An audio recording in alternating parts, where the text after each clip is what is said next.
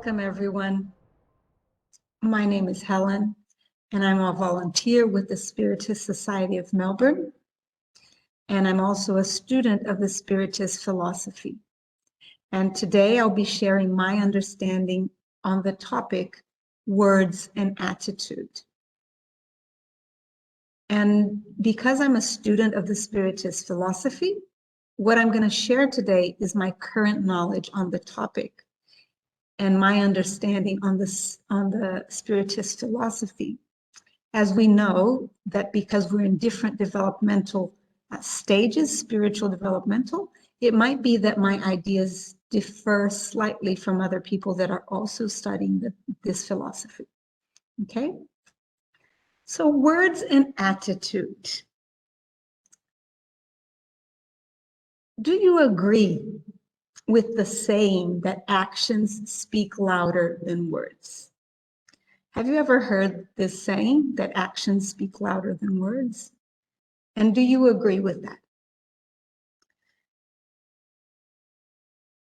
The other question that we're going to try to be answering in today's discussion is, what is the importance of backing your words with attitude and actions? So what's the importance for our personal development, how we relate to other people in our daily lives, and also how it's related to our spiritual development and the way we interact with the spiritual world? So today's topic was extracted and is based on a chapter of this book called Changing Attitudes. And it was dictated by the spirit, a higher spirit called Hamed. And the medium that wrote the book was Francisco do Espírito Santo Neto. We are also using part of a chapter of the Gospel according to Spiritism. So this book is one of the 5 basic books of the Spiritist philosophy. It's actually the 3rd book that was written, and it brings the teachings of the Christ in light of the Spiritist philosophy. So according to the understanding of the higher spirits that helped Kardec to compile the Spiritist philosophy. And more specifically, today we're going to be looking at chapter 18, item 6. If you have this book, you can have a look. So words and attitudes, the basis and important factors that contribute to our communication. So Hamed says in this chapter that word power is essential in our lives. And if we study the reactions of our statements and acts, we will find that they will never return to our hands empty, but full of the material we emitted. Look how important it is, the words. And we might have seen that in different places, and probably it's just another take on what we already know. But it's so important to remind ourselves the power of our words. The words that we use, like Hamed says here, will influence other people around us and will also influence us. Because if we repeat something a certain number of times, we start to internalize that which we are talking about. And like he says here, we will find that the words, they will never return to our hands or to us empty. So whatever it is that we put out through our words, through the way that we speak to other people, it will somehow come back to us full of the material we emitted. So whatever it is that we're sending out will come back to us in a certain way.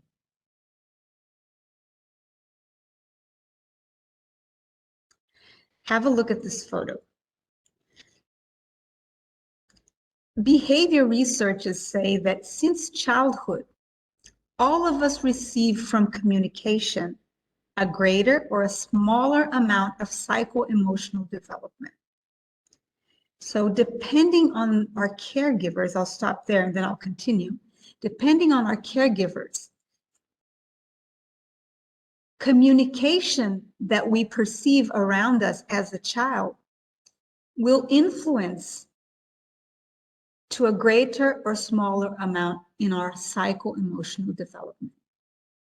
And Hamed continues saying that they say, the researchers, they say that information received influence us and provide valuable and determining resources in the way we think and attract people and things around us. Look how important it is that we learn how to communicate. We communicate with each other as adults, but especially how we communicate with children or around children.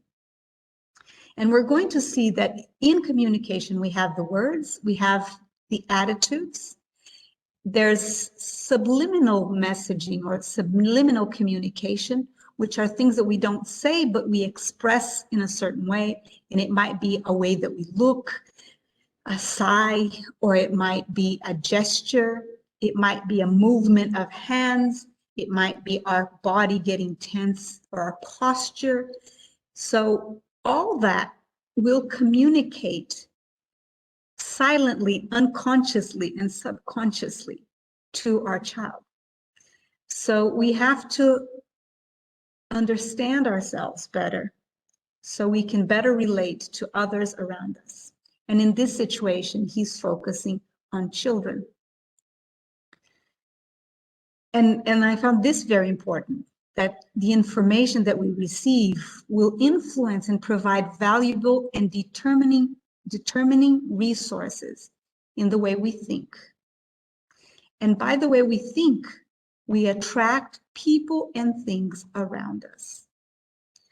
If you look at the model of communication, we will see, and I'm not going to go into that now, but if you look up on the internet, model of communication, you'll see that we have internal filters that we filter the information around us. We receive millions of pieces of information every given moment.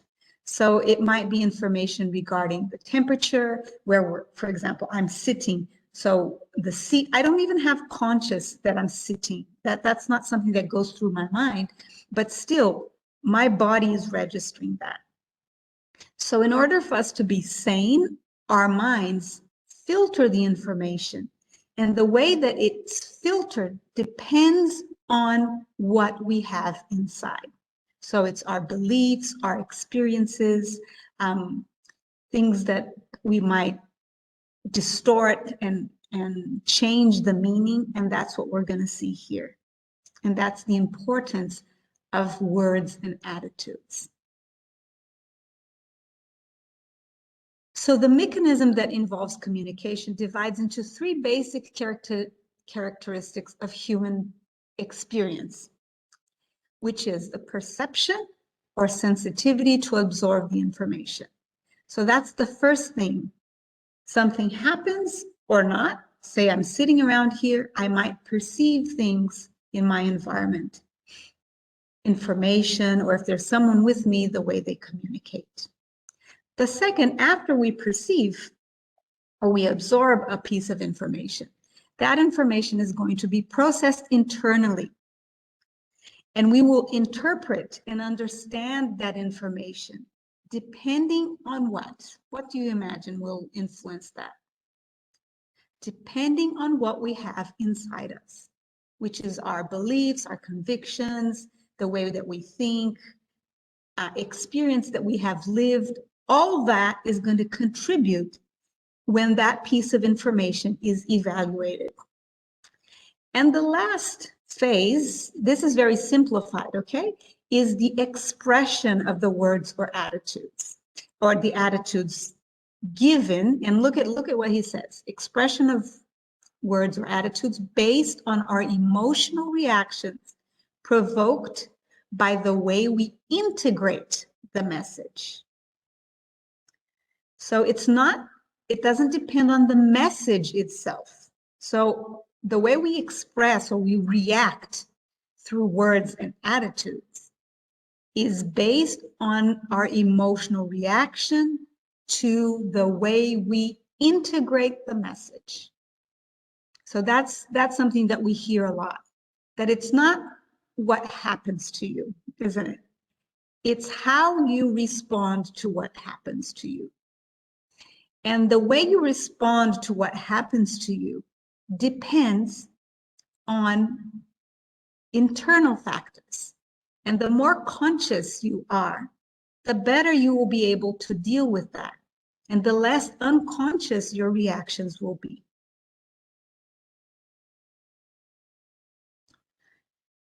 So Hamed says beautifully that while conversation between two individuals have a characteristic of a more strict communication, the attitude that goes along with dialogues have a broader, more eloquent, and more determining communication power.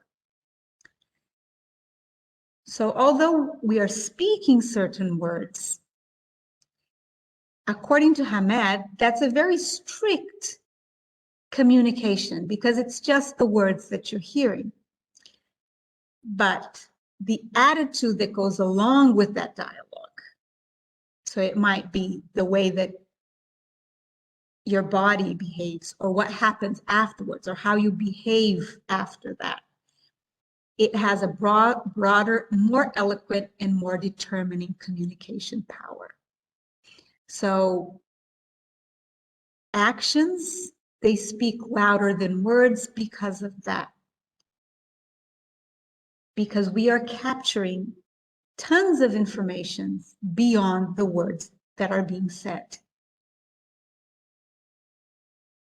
Hamed continues as he brings us and clarifies, saying that we understand that words have an undeniable importance. They create mental, emotional, and psychological links that alter psychic and physical exchange and act over our personality formation through the interaction of words and attitudes. So that's the importance of words, according to what Hamed says, that they really create links that alter the way we exchange and we act, and that has an influence in our personality in any given life, and that's especially true when we are young and as a child, and even adolescent. It really is important how the caregivers behave and what they say verbally and non-verbally to the children and to the teenagers around them. And there's even research that since the womb, the child already grasps communication from the mom. And that makes a whole lot of difference how the mom expresses herself with the child in the womb, the feelings that she has, because that spirit already can feel that and perceives that indirect communication. So I highlighted that the words, they create mental, emotional, and psychological links that alter psychic and physical exchange and act over our personality formation through the interaction of words and attitudes. Look how important this is that he says here, and that everyone probably has already seen this in different contexts. The circumstances in our life are the direct result of our internal attitudes. I'm going to say that again, that the circumstances in our life are the direct result of our internal attitudes.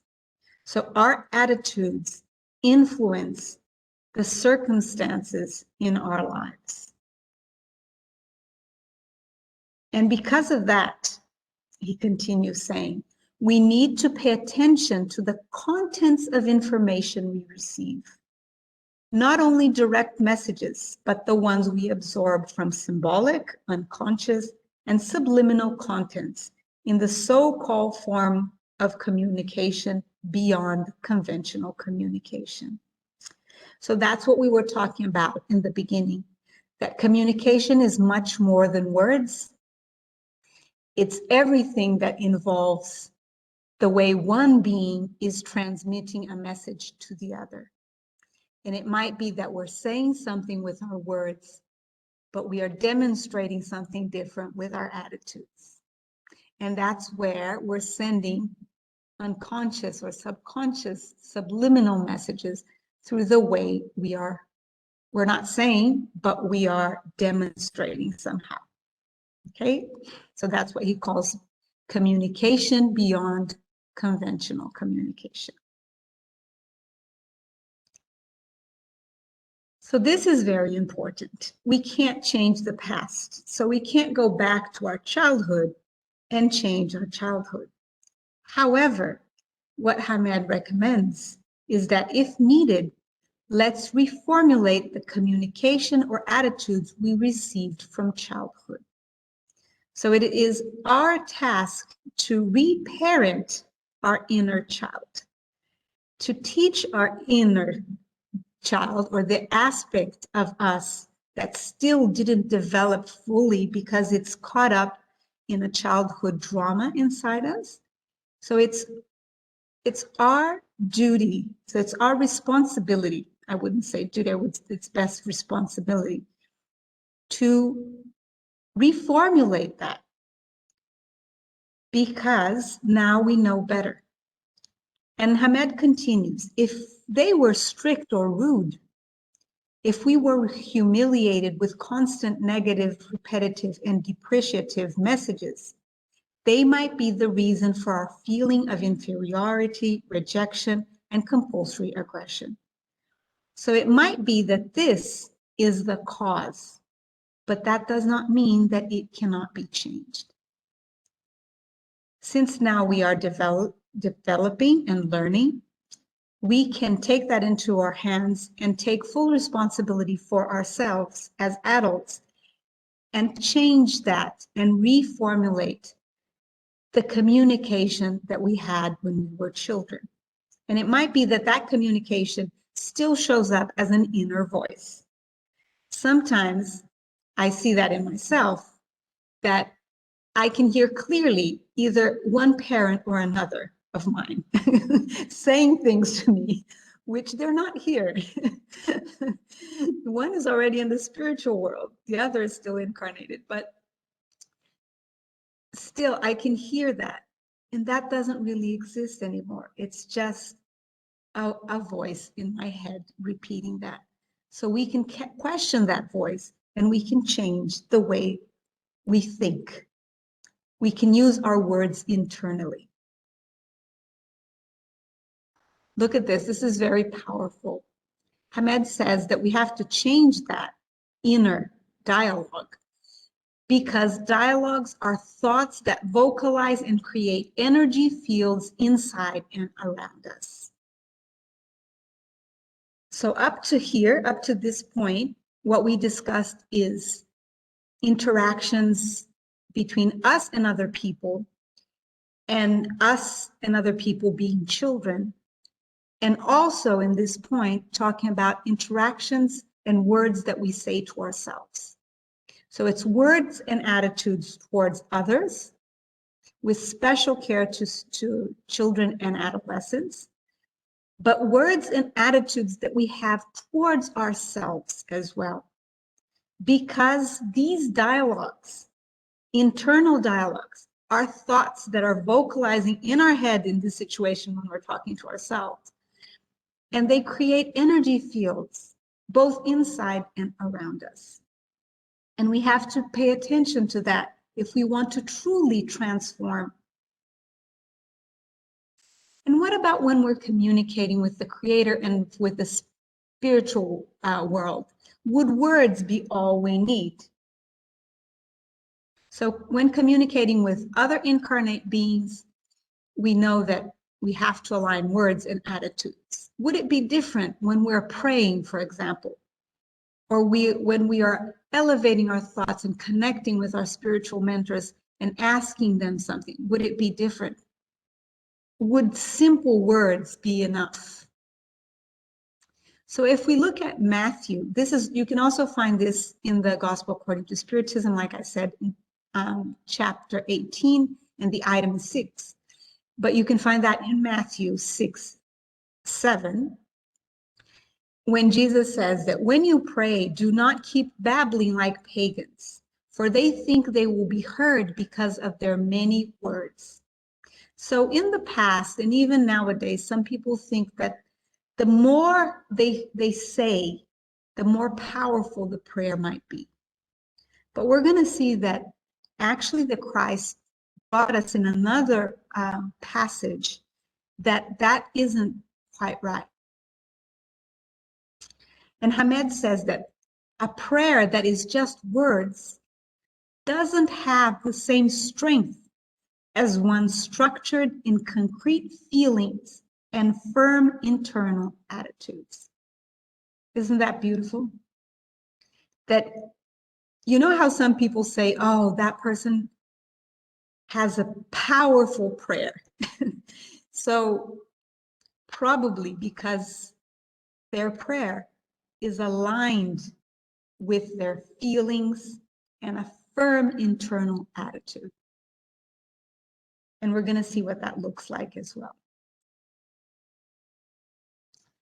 So Jesus continues, this is in Matthew 7:21, saying that not everyone that says unto me, Lord, Lord, shall enter the kingdom of heaven, but he that does the will of my Father, which is in heaven. So we can clearly see that Jesus in this passage, he's saying that we have to back our words with our actions. So our words have to be linked with attitude, because or else they're just words. If we are not the embodiment of what we are asking for, then what are the chances? Isn't it? So Hamed, so the top bit is what Jesus said. And the bottom is what Hamed elaborates on that passage. He said that what Jesus just said, refers to the ones who use will and dedication as propellers in their words and solicitation. So it's not just ask and sit there. It's ask with a firm will and with dedication to what you want to achieve or what you're asking for. And that is what gives the prayer strength.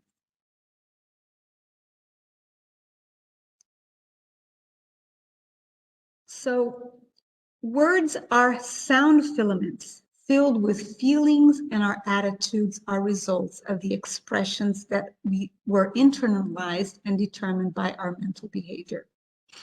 Sorry, let me read that again. Words are sound filaments filled with feelings, and our attitudes are the result of the expressions that were internalized and determined by our mental behavior. So look how important it is that besides what we are asking for when we're communicating with the higher spirits, with divinity, is that is aligned with an internal attitude as well. So Hamed says the multitude of words wouldn't make our prayers answered, but silent feelings would be essential factors. That is, the sincerity which comes from a firm will, intensity and determination, combined with conviction, would consequently be the ideal way to prayer. If we were praying for someone, let it be from the heart. It's not the words that we say, it's the energy that comes from our heart It's that burning desire, that firm will, like Hamed says, that intensity that really comes from our heart, combined with the conviction, with the faith that that will be answered in the best way for us. I found that that was so beautiful when I read that. Thank you very much, everyone, for your time. And I hope that after this discussion, we can really back our words with our attitudes so we can live an integral life where what we say is how we act as well. And what we ask for or solicit is backed with our firm will and our conviction that that is something that has been delivered to the Creator or to the higher spirits. So thank you very much, and I'll see you next time.